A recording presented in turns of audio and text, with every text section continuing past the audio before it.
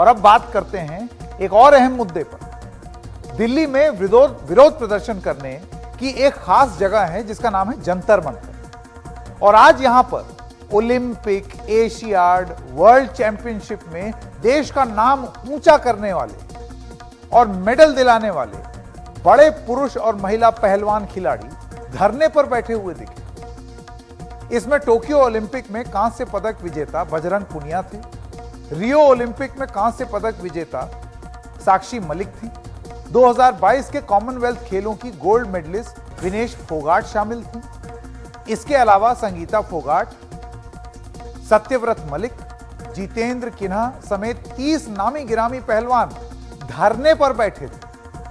लेकिन देश की शान इन खिलाड़ियों को जंतर मंतर पर आने की जरूरत आखिर क्यों पड़ी? इन खिलाड़ियों ने यह बताया है कि वो भारतीय कुश्ती फेडरेशन यानी कि wrestling federation of India WFI के अध्यक्ष भारतीय जनता पार्टी सांसद बृजभूषण शरण सिंह की तानाशाही के खिलाफ धरने पर बैठे। ये कैसरगंज से, यूपी के कैसरगंज से बीजेपी के सांसद। लेकिन भारतीय कुश्ती फेडरेशन को वो जिस तरह चला रहे हैं उससे खिलाड़ी नाराज हैं। इन खिलाड़ियों ने साफ कर दिया है कि स्पोर्ट्स अथॉरिटी या सरकार के खिलाफ नहीं है, वो सरकार से प्रॉब्लम नहीं है इन खिलाड़ियों को, लेकिन सिर्फ और सिर्फ अध्यक्ष बृजभूषण शरण सिंह से ये लोग नाराज हैं। उनकी शिकायत है कि सिंह साहब को अध्यक्ष पद से हटाया जाना चाहिए। बृजभूषण जी 2011 से भारतीय कुश्ती फेडरेशन के अध्यक्ष हैं और फरवरी 2019 में वो लगातार तीसरी बार अध्यक्ष बने। खिलाड़ियों की शिकायत यह है कि फेडरेशन खिलाड़ियों के आत्मसम्मान की परवाह नहीं करती, उनकी मदद नहीं करती और उनका हौसला तोड़ती है। एशियाड और कॉमनवेल्थ चैंपियन विनेश फोगाट ने तो बृजभूषण शरण सिंह पर यौन शोषण का आरोप लगाया। आप सोचिए, सेक्सुअल हैरेसमेंट का आरोप सीधा रेसलिंग फेडरेशन के चीफ पर लग रहा खिलाड़ियों द्वारा। नेशनल कैंप्स में जो कोचेज होते हैं, सभी कोच नहीं हैं उसमें, लेकिन कुछ कोचेज हैं जो फेडरेशन के खास हैं, जो खुद शोषण करते हैं, महिला कोचों के साथ में गलत व्यवहार करते हैं। उसकी मैंने आवाज उठाई है इस बार, और उसके बावजूद भी वही चीफ कोच नेशनल कैंप में लगाए गए हैं। हाँ जी, जी। एक आपने कोचेस की बात बोली, दूसरा और जी डिमांड, और वही कोचेज जो कैंप में लड़कियां होती हैं उनके साथ में बातचीत करवाते हैं लड़कियों की, शोषण करवाने के लिए ही। और अध्यक्ष जी ने खुद पता नहीं कितनी लड़कियों का शोषण किया आज तक। फेडरेशन ने मेरे को कितना मेंटल टॉर्चर किया था, मैं किसको बताऊं। जब मैंने वो आर्टिकल लिखा था, काफी लोगों ने बोला कि ये एक कवर अप करने के लिए, कवर अप नहीं था वो एक रियल स्टोरी थी एक एथलीट की, और हर एक एथलीट को पता है कि हम किस दौर से गुजर रहे हैं। इतना मेंटल टॉर्चर हुई थी कि मैं मरने तक की स्टेज तक चली गई थी। मैं हर दिन खुदकुशी करने की सोच रही थी। क्या मैं अगर मेरे को कुछ हो जाता, मेरी फैमिली क्या करती, मतलब मेरे बाद कौन जिम्मेदारी लेता इस चीज की। और मैं आज भी बोल रही हूँ, अगर किसी भी खिलाड़ी को कुछ भी हो गया रेसलिंग में, तो प्रेसिडेंट, देश जो हमारे रेसलिंग प्रेसिडेंट है वो जिम्मेदार रहेंगे, हमारी फेडरेशन जिम्मेदार उस चीज की। हर टूर्नामेंट हर एक महीने में रखा हुआ है और वो खेलना जरूरी है। अगर कोई बच्चा नहीं खेल पाता, क्योंकि सब अपने घर परिवार से इतना मतलब नहीं इन्वेस्ट कर सकते हैं, इतनी दूर दूर टूर्नामेंट होते हैं, और जो नहीं खेलने जाता कोई इंजरी की तरफ बैन कर देते हैं। मैंने खुद देखा फेडरेशन के बाहर छोटे छोटे बच्चे ऐसे बैठे हैं कि हम माफी मिल जाए और हमें आगे खेलने का मौका मिले। मन करता है तो माफी मिलती है, मन नहीं करता है तो भगा दिया जाता है फेडरेशन से। डिमांड यही है कि खिलाड़ी, देखिए ये हमारे साथ हो रहा है, जो कई साल से रिजल्ट दे रहे हैं। हम 2013 से मैं सीनियर कैंप में हूँ, 2012 में आया था, मैं तब से रिजल्ट दे रहा हूँ, और विनय सर भी तब से हैं। तो आज तक हमने कोई ऐसा टूर्नामेंट नहीं किया हमने देश के लिए मेडल ना जीता हो।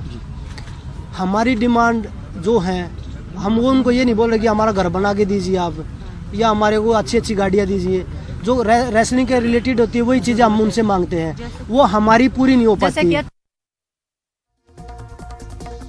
ये सभी खिलाड़ी अपनी मांगों को लेकर कल सुबह 10 बजे फिर जंतर मंतर पर बैठने जा रहे हैं। ये कोई एक दिन का सांकेतिक प्रदर्शन नहीं था, फिर आएंगे।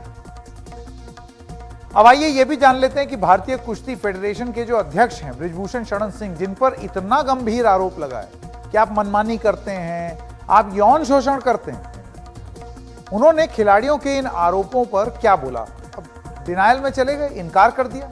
उनका दावा है कि अगर यौन शोषण के आरोप सही पाए गए तो वो खुद को फांसी लगा लेंगे। उन्होंने कहा कि वो जांच के लिए तैयार हैं। सबसे बड़ा सवाल सेक्सुअल असॉल्ट का है सर। संगीन आरोप है, वो आपको लग रहा है सेक्सुअल असॉल्ट का। विनेश फोगाट कह रही है कि बृजभूषण और WFI के जो हेड है उन पर सेक्सुअल असॉल्ट का उन्होंने आरोप लगाया है। तो आप सेक्सुअल असॉल्ट पे पहले जवाब दीजिए। सबसे बड़ा जो आरोप विनेश ने लगाया है, क्या सामने कोई है? मैं कहना चाहता हूं कि सामने कोई है कि जो कह दे कि फेडरेशन ने कभी किसी खिलाड़ी का शोषण किया हो? क्या सामने नहीं होना चाहिए कोई? सामने तो होना चाहिए, कोई तो होना चाहिए सामने कि सांसद जी ने, बृजभूषण सिंह जी ने, फेडरेशन के जो अध्यक्ष हैं, उन्होंने फला खिलाड़ी का शोषण किया है। सामने होना चाहिए, नहीं होना चाहिए। कौन है ये बृजभूषण शरण सिंह?